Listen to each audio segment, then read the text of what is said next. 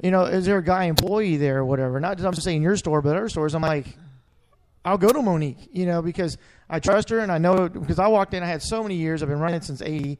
So people are like, oh, you pronate. I went in there the other day to get some shoes for the run, and she's like, I don't know who's been telling you that, but you don't pronate. No, and I was like, well, I think I do. No. No, and you this is what you do. In a neutral Brooks glycerin. Exactly right, and that shoe is amazing. Yeah. I love that shoe. I mean, the first time I went out and I did 10 miles, I was like, I didn't feel my knees, didn't feel my legs, didn't feel my calves are hurting now because I bike raced the other day. But I was like, man, this is awesome. I love it. But nutritional wise, obviously the Fit Kitchen with Simon. You guys had your grand opening at Bitters the other day. I think I was at the beach or something. Yeah. But Simon was there. But Simon was there. I know. I saw the pictures on Facebook as I'm laying in the sand going, wow, that'd be nice. But but for folks that we talking about, we got a lot of folks that we'll go to 5Ks, and you'll see them wearing the water belts and stuff like that, hydration belts. And a lot of the runners will go, wow, they're wearing that. It's only 3 miles. But a lot of folks need that. They're not comfortable with, is there a water station? Or they've run races with the guy filled it up from his hose off the side of his house or anything. So they carry their own water. Mm-hmm. I mean, a lot of us, I'll do races and I'll carry my bottles that I've made at my house. Right. So, I mean, how do you do that with your new runners or your folks at your store? We really push hydration, and especially here in San Antonio. It's very hot and very humid. People say, well, I get up in the morning and I go, it's not so hot. Well, it's more humid. You wait until the afternoon and it's so hot, but it's less humid. Yeah. I don't go on any run without a water bottle. If I'm going 3 miles and it could be the most mild, beautiful day, I carry a water bottle because my habit is I carry a water bottle. I toss it back and forth, and I carry a handheld. And it's my bottle is a regular bike water bottle, and I carry all different kinds of stuff in it. One day it may be Goo-Brew, it may be Noon, I may put Accelerate in it, but I'm always dumping something in it. 3 milers I may go with just water. But I always carry the water because I make it a habit. That way I never leave home without it. I don't want to get out on a 10-miler and think, crap, yeah. Man, I'm in trouble. I'm a mile from home, and I look down and I don't have that bottle, and I know it's going to be a bad run. We tell people, find what works best for you. Some people want to have water and Noon or whatever their drink is, but they want to have a mix. They want to have some of each. They want to have a couple of different flavors. So there are water bottle belts, fuel belt, Amphipod, Nathan make hydration systems that you can buy a 1 22-ounce bottle.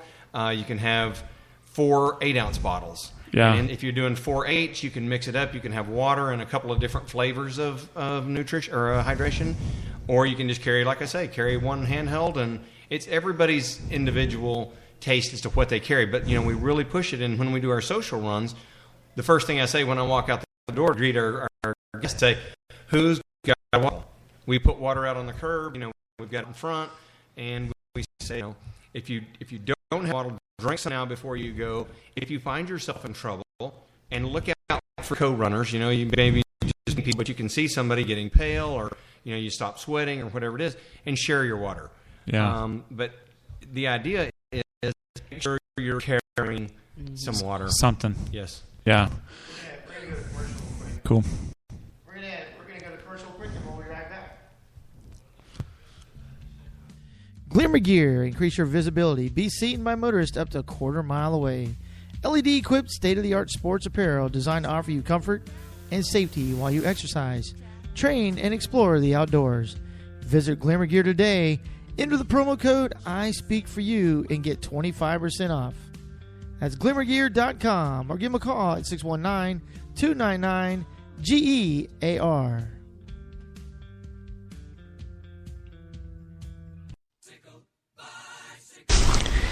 Britain's Bicycle Shop is a local, family-owned brick-and-mortar business in the heart of north central San Antonio.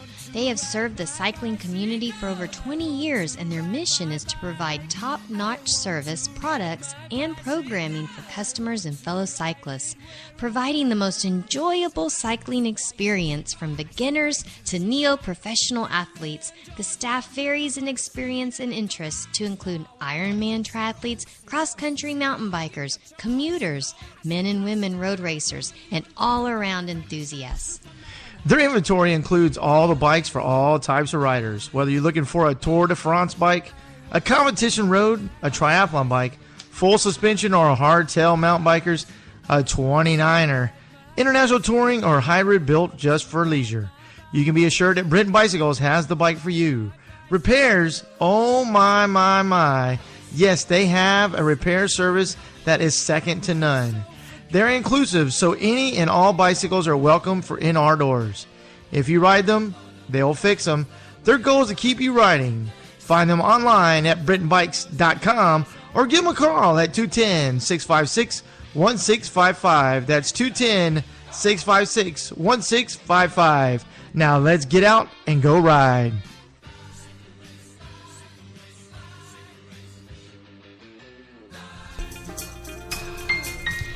Juicer Heroes provides a menu of the freshest fruit and vegetable juices with varieties of every taste and pricing to fit every budget. A fun, energetic atmosphere that includes unique offerings such as juicers, organic soaps, and scrubs. Joyfully serving healthy, fresh organic juices and earth-friendly offerings at 2 incredible locations in San Antonio. 15337 San Pedro Avenue, just south of Willie's Ice House, or 18730 Stone Oak Parkway. Find them online at juicerheroes.com.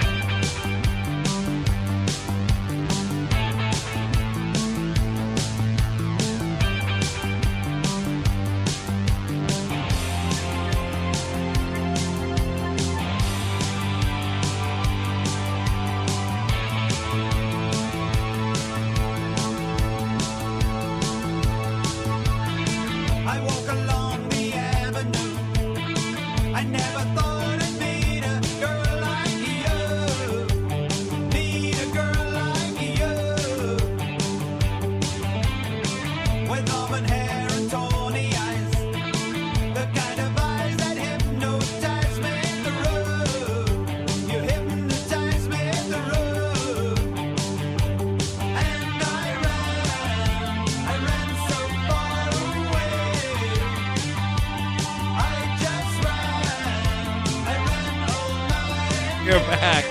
The Thick Kitchen with Simon. A multitude of different topics from roadside bathrooms to hairy areolas and nipple shave before you put them on and nipple bleeding. And so I got a question for you, Mitch. The technology that's come into play with compression sleeves. Yes. You see them on arms. You see them on legs.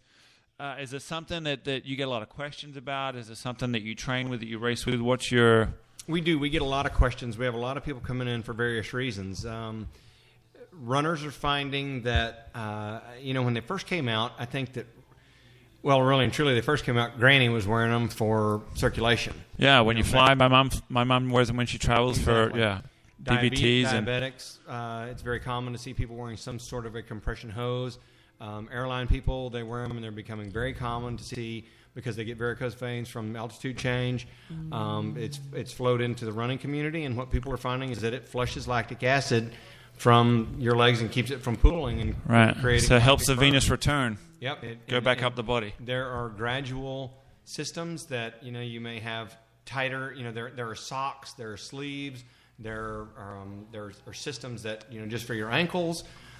You see more and more at every event now. You go to a marathon, you're going to see 20% of the people are going to be wearing them. Right. Where 3 years ago, people were putting them on only afterwards, and they said, okay, I'm going to put it on to flush it out and then wear them around.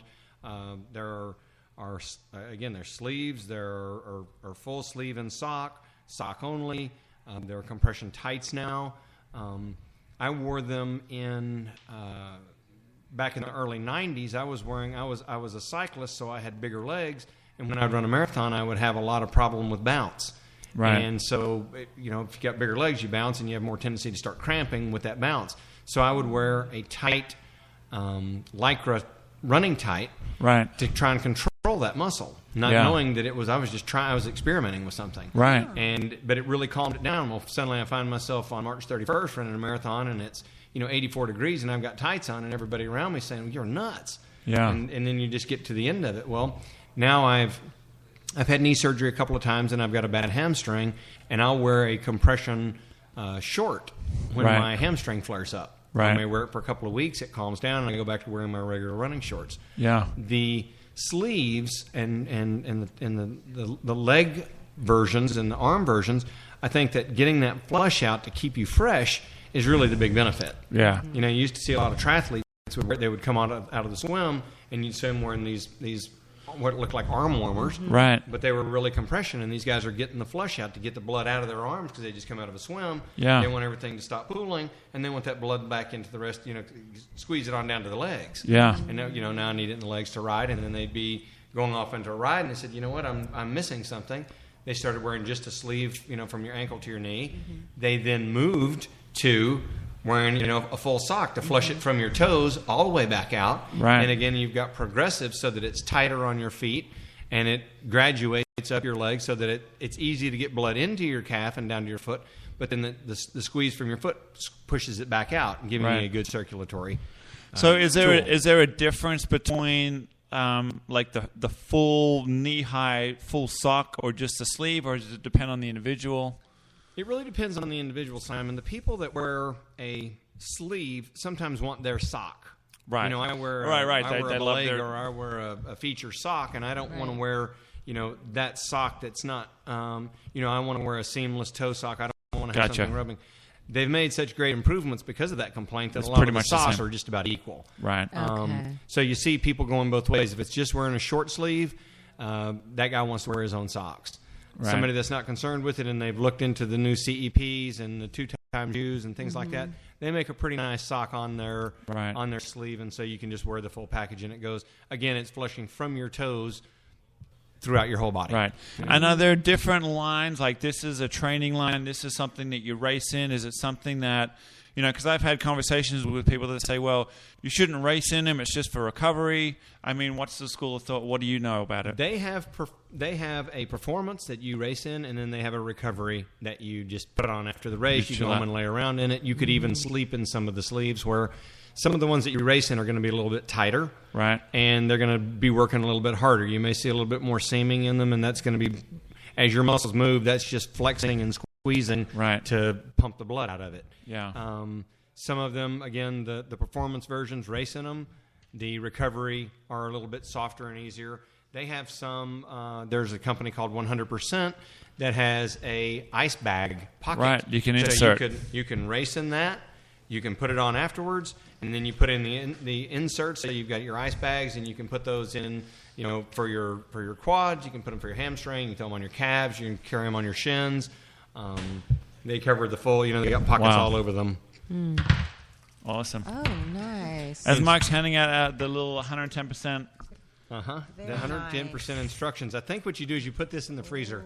That's the instruction. I'm so much cooler now. I've got it under my hat. That isn't it. Wow. But it's 10% play harder, and you guys sell these at I Run.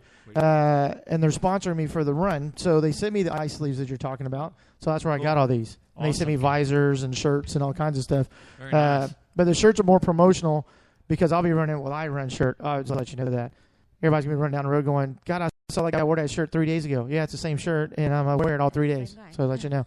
But no, compression, a lot of folks at races having them and everything. That was a great question Simon posed about, is it good for racing, for recovery, whatever, because at night what I'm doing is I'm putting these in those ice sleeves in the socks. They have the socks, and then they have covers that you put these in. Oh, cool. And I have them on my calves, my ankles, because of my Achilles, being a runner from all time. We got healing. doing some healing. But Michelle uses, because she goes to Rossi for a sciatic nerve, so she's got ice packs, actually yours from when you bring her the food, that she sits on and ices every night. So when they sent me these, I was like, I'll just try them out. And then after the first 20 miler, I was like, oh, my legs feel so great. Yeah. So and compression. When you're training on long distance like that, the most important thing you can do is you've got to reduce the inflammation. You don't want to take a bunch of medication. You don't want to be taking a leave every day or Celebrex or whatever. So ice is the ticket. If you can get into an ice bath, if you've got access to a lot of ice, you can throw that into the bathtub, or use these. Again, these are reusable